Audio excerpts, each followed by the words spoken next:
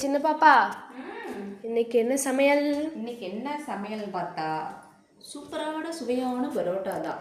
சூப்பரான சுவையான பரோட்டாவா? ஆமா, யாரு செஞ்சது? நான் செஞ்ச பரோட்டா தான்.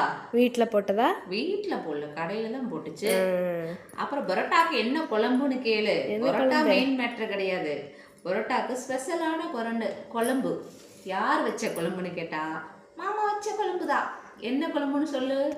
என்ன குழம்பு? குடல் குழம்பு.